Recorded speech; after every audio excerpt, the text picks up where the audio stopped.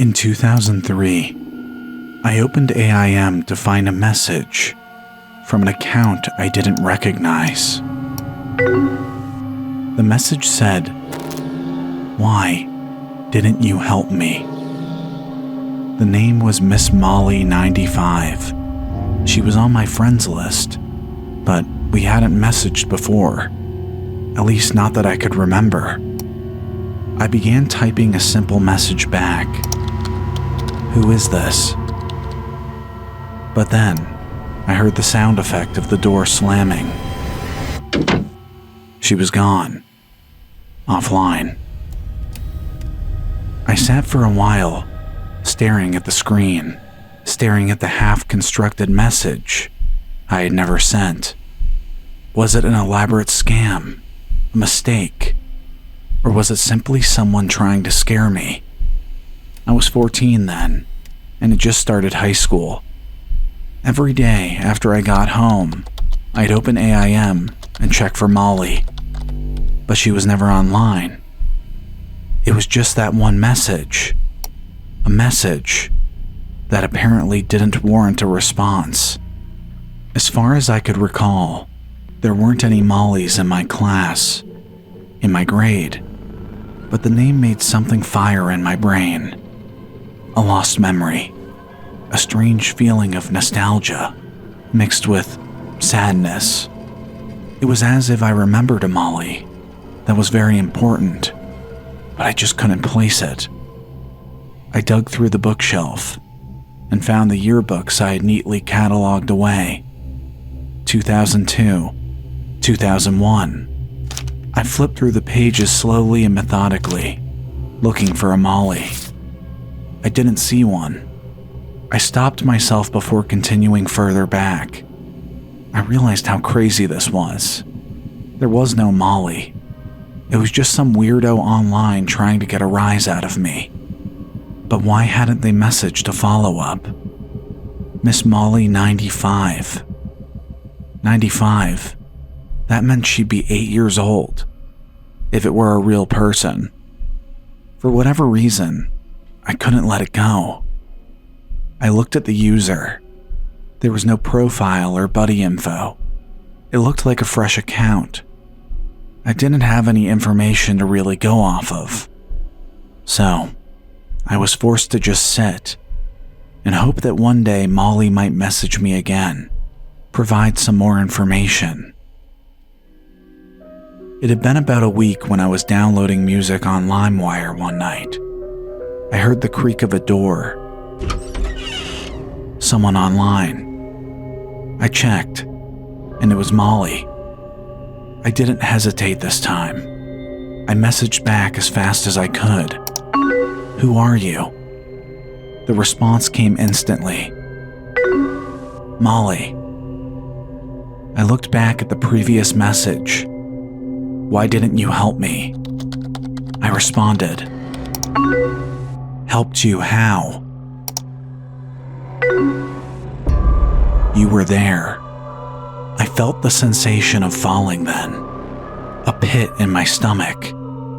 Something deep was stirring inside. Where? Home. Then I heard the door shut. But it wasn't on AIM. I froze, like I always froze. The hair stood on the back of my neck, bumps along my arms. Then the soft patter of footsteps. Soft and quick. They were running away from me. I stood after some time, slowly walking toward my bedroom door. It was closed shut. Before opening it, I could hear that my parents were sleeping, the soft snores from their bedroom. I creaked open my door, and a shadow startled me. The attic ladder was down. Above, darkness inside. It seemed to be inviting. I quickly closed the door and pushed my dresser to block the entry to the room. I returned to the computer, shaking. Molly was offline. I didn't sleep that night, I lay under my covers, listening for phantom sounds or voices, waiting for Molly to appear. But it was quiet. All night. It was quiet. The next morning, I didn't leave my room until I heard my parents downstairs. I slowly opened my door, and the attic ladder had been returned to its original position. A white string dangled from the ceiling above. I went downstairs, expecting my mom or dad to inquire about the bang of the door, the attic ladder being down. But they said nothing. My mom seemed run down. She'd had spells of what my dad referred to as melancholy for years. She was cooking, and he was drinking coffee and watching the birds outside the window in the morning light. My mom asked if I slept well. I lied and said I had. My dad went off to work, and my mom left to bring a package to the post office. I was alone in the house. It was overcast and gray that day, and being alone in the home made me nervous, even in the daylight. I went into my bedroom and checked my computer again. Molly was offline. I knew what I had to do, but I wasn't sure if I could. I always froze, as long as I could remember, a terrible survival instinct. If the monster came out from under my bed, I'd just lie there. My legs would go stiff. There would be no escape. It was an affliction I'd had since... I heard something shuffle above me. The attic. I sat there, listening. Sounds so subtle. It could have been the house creaking from the wind outside. But something inside me knew that wasn't what it was. Somehow I stood. Somehow. My legs were numb, but I was moving. It felt like I was floating across the room. Was I even controlling my own motion? Before I knew it, I was reaching for the string and drawing the attic ladder down. It unfolded slowly and quietly. Darkness above. Then I was climbing, my heart hammering. I reached for one rung after another, and then I was in darkness. The attic air was thick with humidity. I reached blindly and found a beaded cord. An overhead light bulb snapped to life, flickering a dull yellow in the musty space. It was nearly empty, save for some strange artifacts. Half a mannequin my mother used for sewing, a table and lamp from another decade, and stacks of unlabeled boxes, spotted and rippled with water damage. But one box stood out among them. It was labeled. The handwriting was rough, like it had been written with a shaking hand. It said, Molly.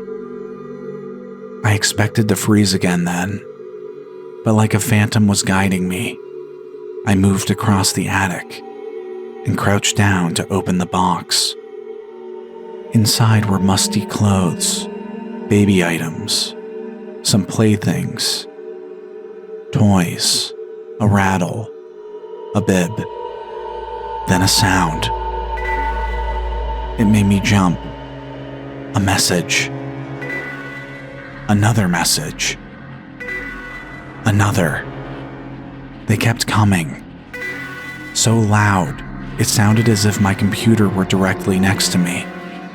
I tripped over a board and struck my shin against a rafter, my foot falling deep into insulation. I climbed down the ladder. The sounds were still exploding, following me as I shakily entered my bedroom. The messages continued in rapid succession. I looked at the computer without sitting. I knew before I saw it. It was Molly. Again and again, the same message. Why didn't you help me? Why didn't you help me? Why didn't you help me? Then the door slammed shut, It slammed again and again. I felt the vibration. It was my own door closing over and over, accompanied by the sound of the distorted messenger. I screamed then, covered my ears, and dug my head into the rug. I'm not sure how long I was there. The next sound I heard was a car pulling into the driveway, the jingle of keys unlocking the front door. My mom was calling for me, but I was frozen. Again. My mom came into the bedroom and asked me what was wrong. I cried then and asked her who Molly was, but something about the look on her face, the melancholy, as my father had put it so many times, and saying Molly's name out loud, it made me remember my sister, who had never been born. The day my mother fell down the stairs, there was blood and crying, and I froze. I froze there for 6 hours until my father came home to find her. He was frantic, demanding to know what happened, why I didn't call, why I didn't do anything. But the answer was simple. I froze, like I always did.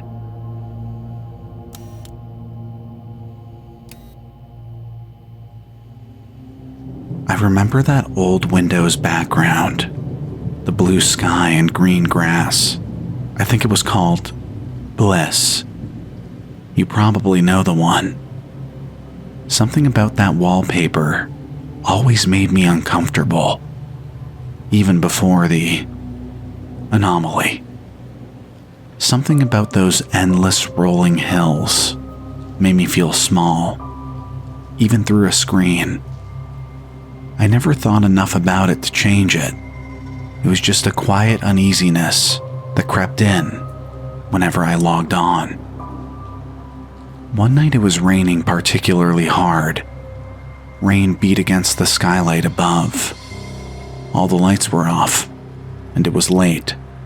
The only light came from the glow of my monitor. The only sound was the constant hum of my PC and the house groaning against the wind. I was cleaning up my desktop. I had a bad habit of saving files directly to it, and the background was nearly hidden beneath rows of tiny icons. I was deleting and organizing each file when I noticed something in the Bliss background. It was subtle at first. The clouds looked darker. Behind the hills, storm clouds were building, just visible over the crest of the furthest ridge. It was faint enough that I assumed it had always been there. Looking back now, it's obvious it wasn't. If I'd understood what was happening, I would have shut the computer off right then, gotten rid of it entirely. The night went on, and the storm didn't let up. If anything, it grew worse. I half expected the power to cut out. I was working on an Excel sheet where I tracked my finances. I didn't use headphones. This was before YouTube, back when you rarely watched videos on a computer. If I played anything, it came through the speakers built into the monitor.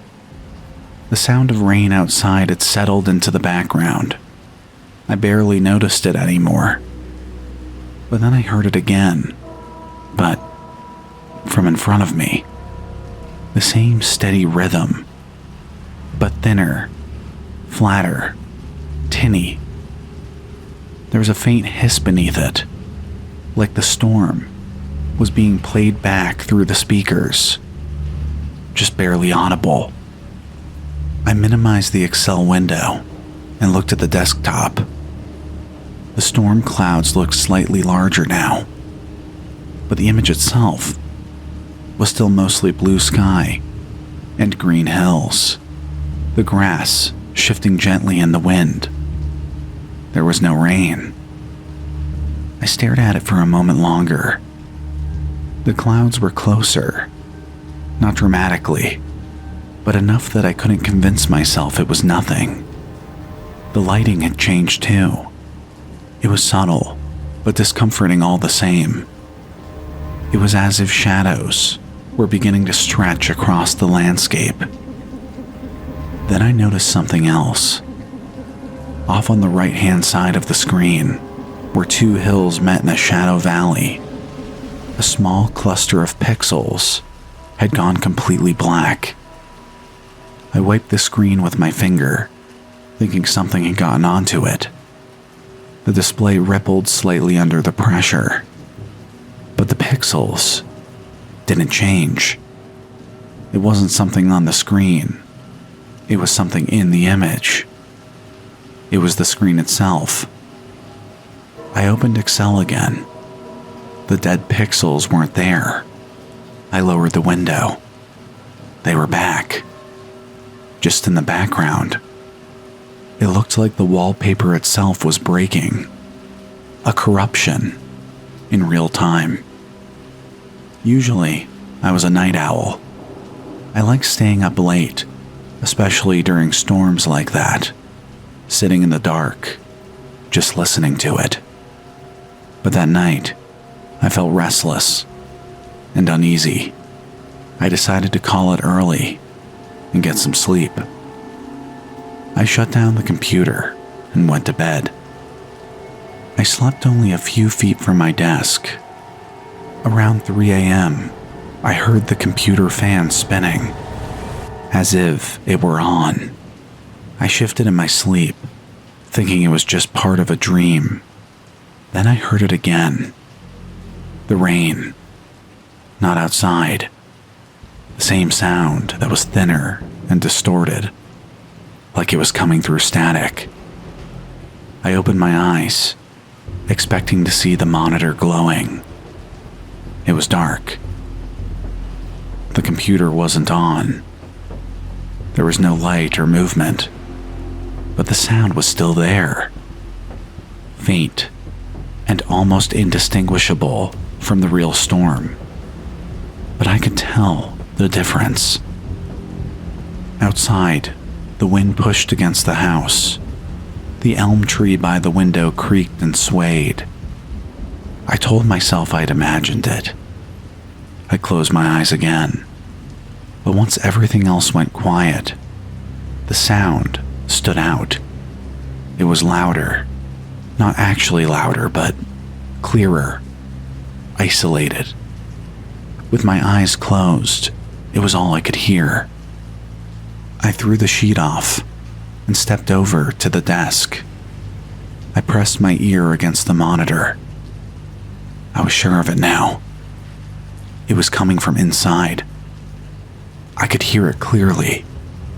The same soft, steady pattern. Like rain, but flattened and mechanical. For a moment I thought maybe it was just static, and I had made up that it was rain in my head. The strangest part, though, was the computer was off. I turned the computer on and waited. I stared at the screen for a long time after it loaded. At first, I couldn't tell what I was looking at. The window's background. The sky was now dark. The blue was gone, replaced by a heavy muted gray. The hills weren't that bright green anymore. They'd taken on a dull juniper tone. Everything looked sharper, more defined, like the lighting had changed and pulled the detail forward. I rubbed my eyes, trying to reset my vision. Then I noticed the dead pixels again. There were more of them.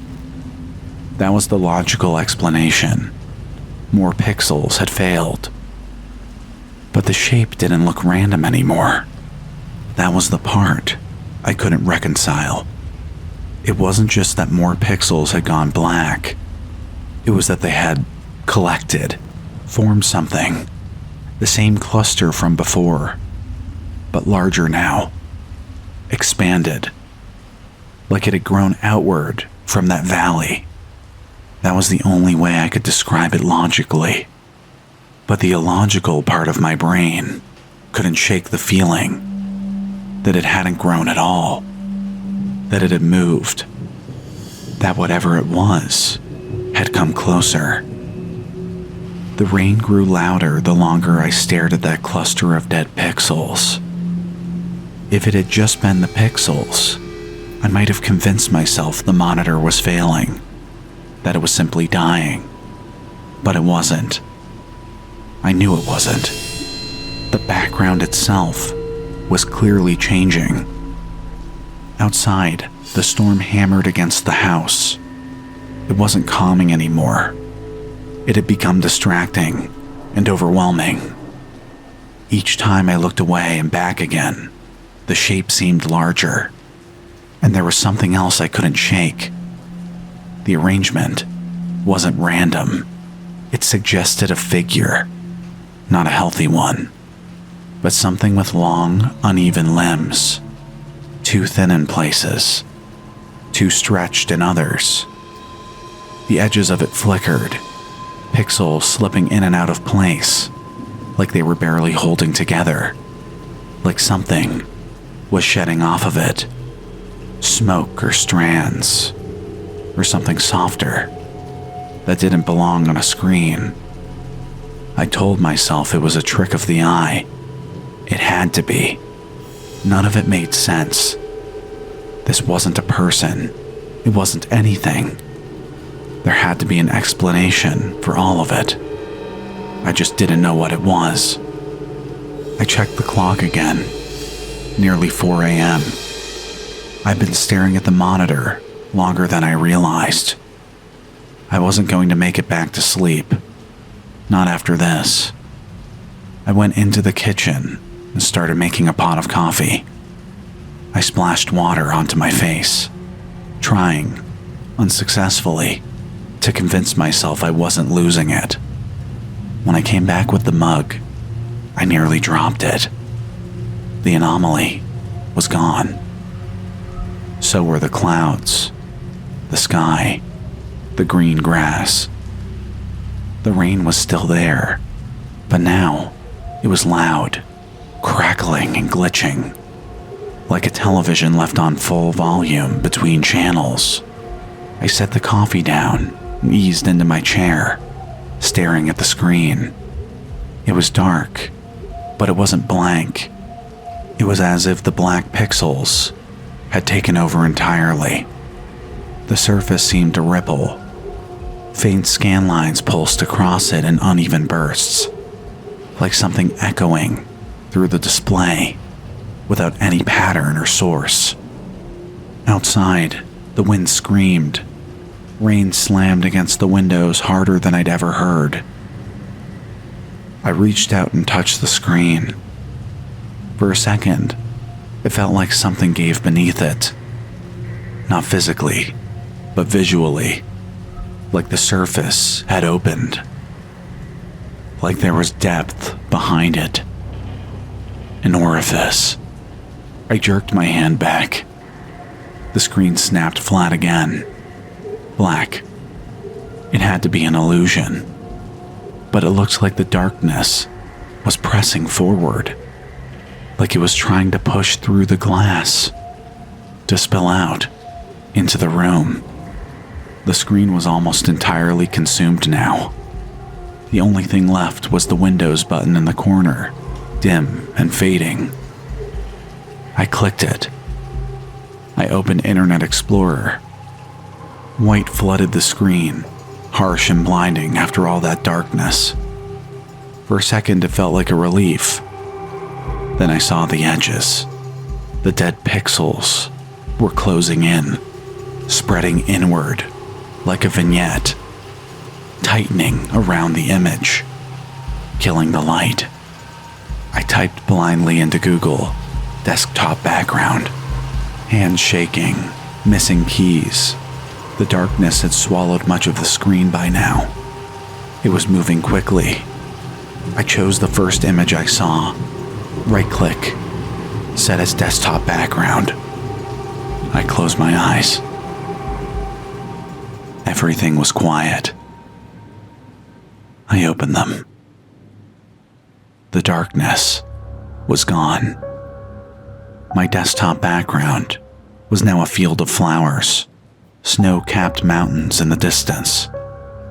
And the sound, I hadn't realized how loud it was until it wasn't. That brutal hiss of static and rainwater. It was all gone. But not just from the speakers. The storm outside, which was raging until just a moment ago, had stopped completely. I sat for a long time, sweating and listening to the sound of my pulse in my ears, until eventually, that was silent too. I don't know when I finally fell asleep, but it wasn't for long. I woke to the sound of distant thunder. I went to the window. Dark clouds were rolling in from the east. I turned and sat back down at the computer, looking at the new background. It was still there. The Alps, bright and still, untouched. At first, everything looked normal. Then I saw it. Far off in the mountains, just beneath the ridgeline, a single pixel had begun to flicker.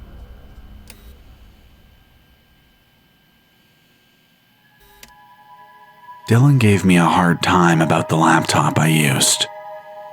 It was running on 10 years old. It didn't have the bells and whistles like the new ones. It was thick, heavy, and had a total of 1 gigabyte of RAM. Sure, it didn't have the same charm as old cars and antiques, but I was proud of how long I'd made it last.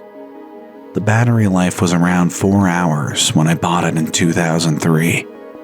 Now it required being constantly plugged in just to stay on. It was on its last legs. I really just wanted to see how far I could take it before it was shipped off to the big data center in the sky. I was going for my master's at that point. I was gifted the laptop brand new when I was just a junior in high school. I burned CDs on it, stored my photos, and had somehow gotten through 8 years of school with it. Even when the day came when it died, I felt like it should be placed on a mantle, memorialized for lasting so long. Sure, it would shut down on me here and then. I lost several essays that I hadn't saved, but it had done me more favors than I could count. I didn't want a new computer. All of those machines, designed with their planned obsolescence, might be faster and fancier, but they wouldn't last like mine. I was mulling all of this over in my head when I realized Dylan had left the apartment. I had a lot of memories with this old thing. I don't think it's strange to grow attached to something like that. Something that serves as proof those years really happened. The laptop screen was dark. It was asleep, but the machine was humming, as if gently gasping for air. I decided to try to get a start on my work. I had an external hard drive plugged into the side as a backup. After all, any day could be my laptop's last. I was making some good progress when I heard something crackle through the laptop speakers. It came through loud and broken, echoing in a way that didn't make sense, stretching and compressing in uneven bursts, but I could tell what it was. Fake Plastic Trees by Radiohead. It had been my favorite song when I was younger. The Bends was the first album I ever burned onto this machine. I just sat there for a moment, more confused than anything, until the confusion softened into something else. It wasn't fear. It was recognition. Photos began opening on the screen, one after another. My high school friends, prom, the day I bought my first car, graduation, I had deleted most of these years ago, or at least moved them over to a different drive. There hadn't been enough space to keep everything on the laptop. I remember going through those folders and deciding what stayed and what didn't. But now they were all here, opening, as if they had never been removed. Then, one last photo appeared. The laptop, still in its original box, sitting on the kitchen table at my parents' house. A birthday gift. Before I had even opened it. I reached down to unplug the external hard drive. I didn't want anything getting corrupted, but the USB was stuck and wouldn't come free. For a moment, I focused on that, on the pressure of it and the small frustration. But the laptop kept going, its fan spinning loud. Programs opened on their own. LimeWire, my old MySpace page. AIM conversations I had all but forgotten. These were things that didn't belong here. Programs I had uninstalled. Images I had deleted. All things I had gotten rid of to make room for something else. I didn't touch anything. Not the laptop. I didn't try to stop it either. The apartment was completely silent, except for the speakers and the fan, which had started to scream somewhere deep inside the machine. The pace picked up. Windows stacked on top of each other. Photos, messages, and music filled the screen faster than I could follow. It didn't feel like it was showing me anything. It felt like it was just letting everything go. Then I looked down at the charging cable, plugged into the side. I touched it. The plastic casing was hot. The laptop was worse. Heat radiated off the keyboard and the vents, like it was burning through whatever it had left. "I'm sorry," I said. I don't know why. I wrapped my hand around the cable and pulled it free. The screen went black instantly. The speakers cut out. The fan dropped back into the same strained, uneven whir it had before, like something barely breathing. It slowed and slowed, and then there was a small hollow tick, and it was gone. I sat there for a long time after that. I wasn't trying to make sense of it, to understand what had really happened. There wasn't really anything to figure out. It had held on to more than I thought it could, and in the end, it gave it back.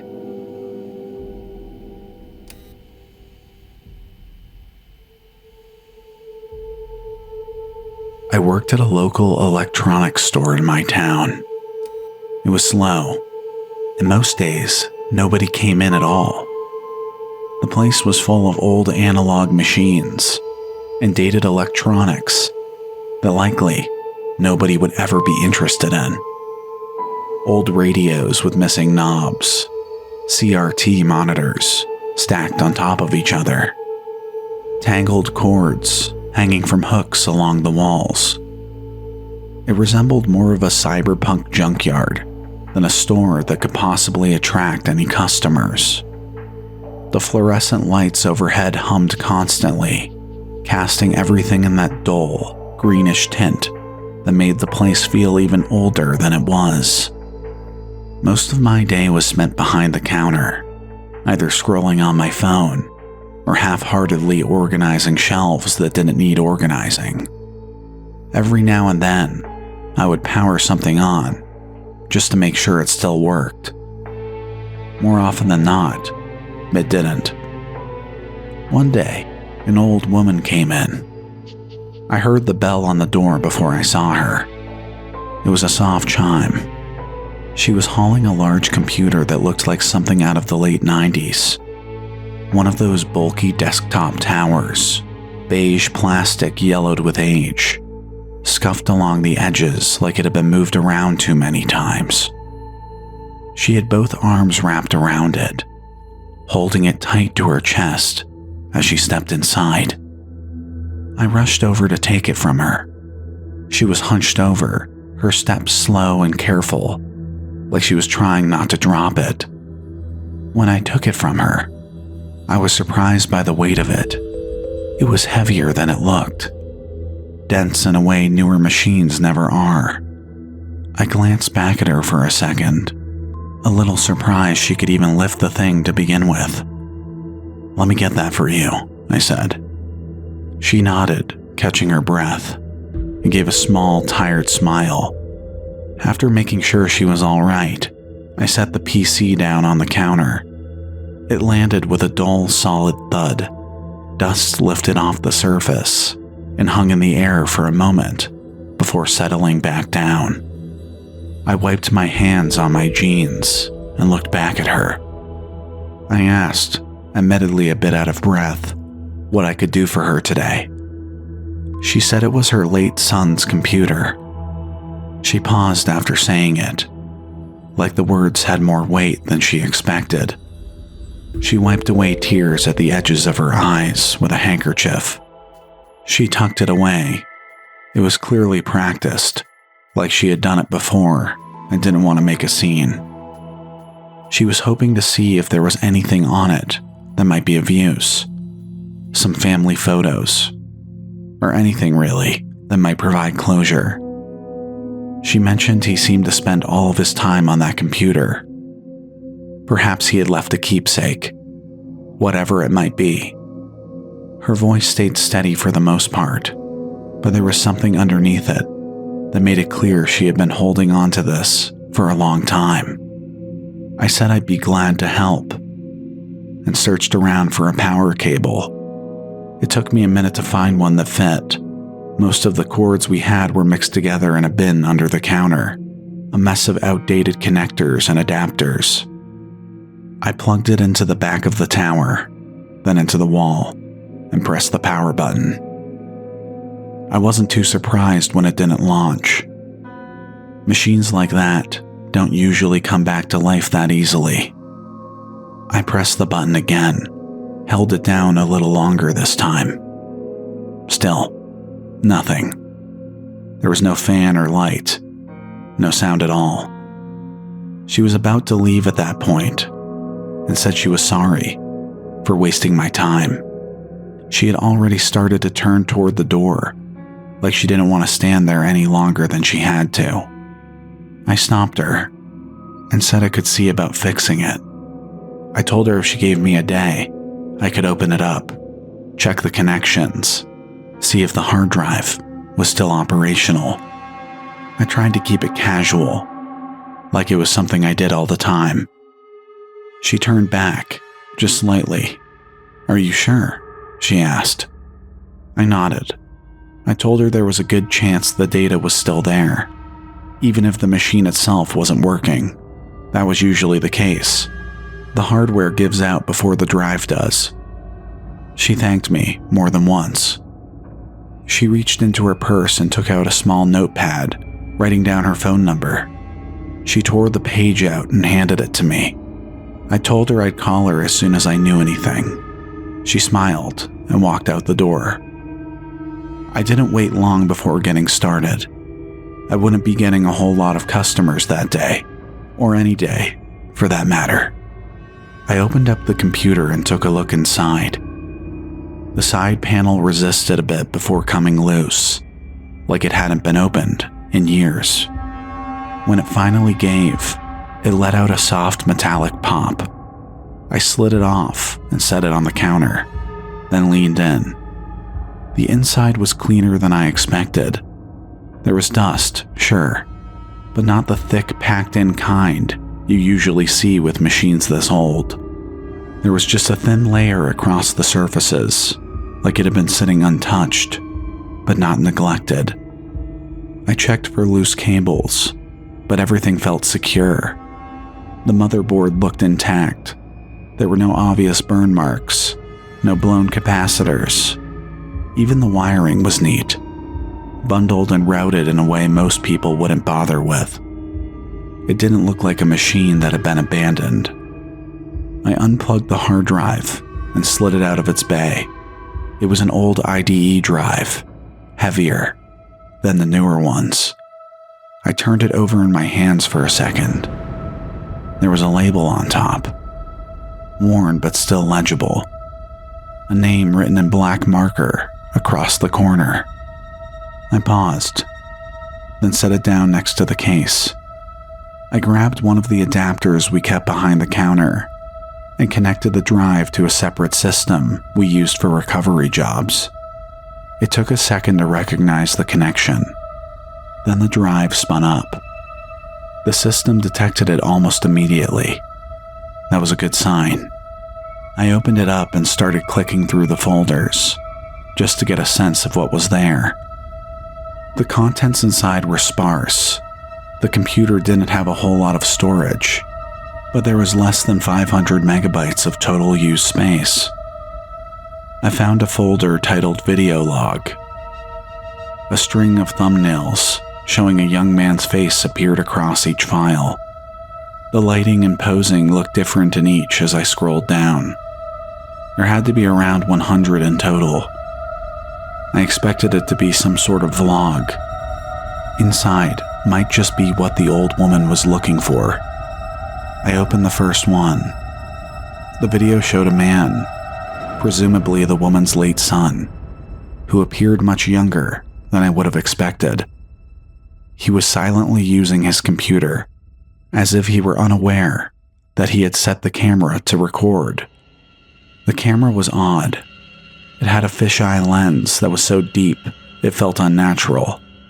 The man sat in a dark room, a messy bed behind him, a half-open closet, and a pile of clothes on the floor.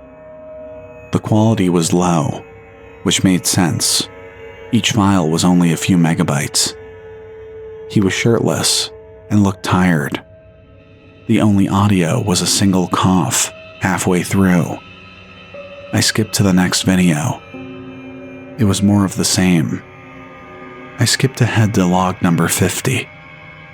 While it seemed similar at first, the man looked much worse, as if his sickness had progressed from the first video. I found myself staring at his pale, clammy skin, uncomfortably close to the camera. His cough sounded wet and strained. At one point, he whispered something that was nearly inaudible.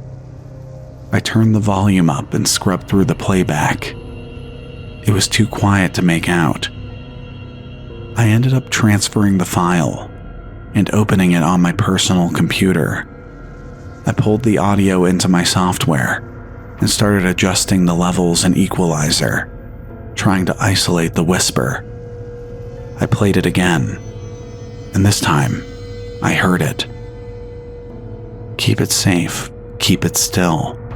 Keep it even when it's gone. Keep it quiet, keep it sealed. Keep it when you move on. He seemed to be speaking it under his breath, almost unaware he was even speaking at all. I skipped through the videos. All the while, he continued humming or quietly singing that same nursery rhyme under his breath. It seemed like he was unaware he was even doing it, unaware of the camera. It became more frequent as the videos progressed. I continued clicking. The state of the man worsened with each one. He looked weaker, more drained. I didn't click on the final video. The thumbnail showed what I had grown to fear. His jaw was slack, and he was all skin and bone. It looked like he had been screaming. I closed the computer and stepped away from the PC. The next day, I didn't have the chance to contact the old woman. She came into the shop around opening. She seemed to be doing much better that day. I hadn't slept well, and likely looked worse for wear. She asked if I had been able to get the computer running, if I had found anything. I hadn't prepared for this, so I had to decide quickly. I told her no. I said the computer was beyond repair. I apologized and said I wished I had better news. She looked a little disappointed, but she accepted it. She thanked me for my time. I apologized for her loss. She said it had been many years now, and that she was a bit embarrassed to have gotten so emotional. That stopped me. I asked if she didn't mind telling me what had happened. It was a tactless thing to ask, but I couldn't help myself. She paused for a moment, and I thought she might not answer. She said she didn't know. One day he was fine, and the next he was... She stopped, placing a hand over her mouth, stifling tears. I apologized for asking. She said it was quite all right. She told me to call in the event anything changed, if I figured out how to fix it after all. That night, when I got home, I went back through the files. I scrubbed through the playback again and watched the videos. It was dark, and I didn't like where my thoughts were going. I deleted them. I sat there for a long time, staring at my monitor, thinking about the images of that man. It was imperceptible at first, but I caught myself whispering, "Keep it quiet, keep it sealed. Keep it when you move on." I hadn't realized I was mouthing the words. Then again, neither had the man.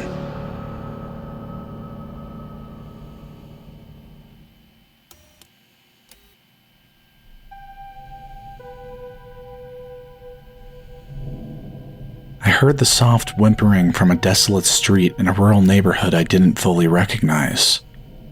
It was my dog. He needed me. I could tell. He was calling to me. The barks echoed, close, but without any clear direction. They weren't coming from anywhere I could place. Something about them was wrong. Flattened, overprocessed. Like a recording being played back through the wrong speakers. I searched, opening doors to each house, one after the next. Each home was empty. Quiet.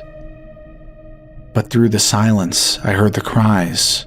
They were coming from somewhere else, somewhere just out of reach. I opened the last door and descended into a basement, one I recognized but couldn't quite identify. The cries were louder now, urgent. I opened the adjoining door and suddenly jolted awake. I had fallen asleep at my desk. The analog clock on the wall read 11:40 p.m. I had been studying, sitting upright. The room was dark except for the glow of my monitor. I felt a nauseating sadness rise in my throat, like something I'd forgotten or something I'd left behind. I stood and went into the bathroom, splashing cold water on my face. The reflection staring back at me didn't help. The sorrow lingered, gnawing at my chest and throat. Buddy died when I was 12 years old. He was my best friend. And I thought about all the time I'd wasted when I was young. All the hours I spent on my computer instead of being outside with him. Playing fetch, going on walks, letting him be a dog. Today, I could have excused it. I had to study, I had to work. But back then, I had no such obligation. I could choose how I spent my time. And I had all the time in the world. But it was time wasted. A childhood squandered. I cried for him then, like I had when I was just a boy. He was the best friend a person could have. He'd lie on the floor next to me, staring up as I played computer games on my PC. His tail would wag softly when I scratched behind his ears, his favorite spot. But eventually, I'd become engrossed in the game again. He'd roll onto his back and wait, sometimes for hours, sometimes until nothing came at all. That was the memory that hurt the most. I felt like there was a golf ball lodged in my throat, a burning pressure that brought hot tears to my eyes. I hadn't meant to abandon him, but intention didn't matter. I still had. Another memory surfaced then, one I hadn't thought about in years. The game. It was called Farm and Friend. Mostly a farming simulator, but there were villagers you could trade with, small quests to complete, and a dog, the friend part of the title. I'd customized the pixelated dog to look exactly like Buddy, a golden retriever with an olive green collar. He would follow me everywhere in the game. I had to log in every day to feed him, fill his water bowl, and give him just enough attention to raise his happiness meter. I'd spent more time caring for my digital dog than my real one. And one thing was the same in both worlds. I'd left them behind. I went home for the holidays and stepped into my childhood bedroom, finding everything exactly where I'd left it. My computer from another era sat on my heavy oak desk, unmoved since I was a preteen. The chair still angled slightly away like it only just stood up. I rummaged through boxes in the closet, a museum of forgotten importance. There was a photo of Buddy and I on the front lawn. He had me pinned on my back, licking my face relentlessly. In the picture, I was laughing. My face beat red, tears and slobber mixed together. Underneath were old keepsakes, Pokemon cards, a test I'd aced, a letter I'd written to my parents. Then I found the CDs. One stood out immediately, its original artwork intact. Farm and Friend. I opened the case. The disc was scratched, but not badly. I figured there was a chance it might still run. When the logo appeared on the screen, I felt my chest tighten. My save file was still there. Me and Buddy's farm. I clicked it. The homestead loaded exactly as I'd left it. I stepped outside. The fields were empty, no crops planted. I must have logged off right after harvesting the last time. I wandered into the village, intending to buy seeds, to play a little bit for memory's sake. That's when something felt off. The shopkeeper stood behind his kiosk, but his sprite looked strained. His animation looped too slowly. His eyes didn't track my character properly. He looked distracted. The dialogue box lingered longer than it should have before advancing. And also his face. His face looked older. Dark wells formed around his eyes that I didn't remember being there before. The pixels themselves seemed tired. It made me nauseous. I suddenly remembered Buddy. I turned back toward the farm. Buddy wasn't at his doghouse. The water bowl was empty. And the friend meter sat at 0. Where there used to be a blue heart icon, there was now a pulsing line, thin and near flat. I remember working for weeks to keep that meter full. Seeing it like this felt wrong, like I'd failed something or someone again. I pulled out my phone and searched online to see if anyone else had experienced this. Reddit threads were sparse. Most people shared happy screenshots. They all talked about their nostalgic joy and reunions with childhood saves. I checked Quora. There was a post asking about what happens when the friendship meter reaches 0. One answer read, "The dog dies. JK, JK." Another said, "I think they run away. You have to lure them back." If that was true, Buddy was still out there. I went back to the game and searched through the kitchen in my homestead. I found a box of friend biscuits and some crops for energy, and then I went off searching for Buddy. The forest nearby looped endlessly, critters animated in only a handful of pixels, watching as I passed. I followed the river to its end. There was nothing there. I crossed the stone bridge that looped back into the town. Villagers moved slowly now, aimlessly. There used to be fishing, and people chatting in the town square. A town crier as well. Now there was nothing. It was all quiet. That's when I heard the bark. It was digitized, flat, non-directional, like in my dream. There was no way to track it, but I knew it was somewhere in town. My parents called me for dinner, and I left the game and went downstairs. At the kitchen table, I mentioned the game. My dad laughed and said it was a miracle when I finally gave it up. I looked past him into the dark backyard. Under the elm tree was a mound of earth.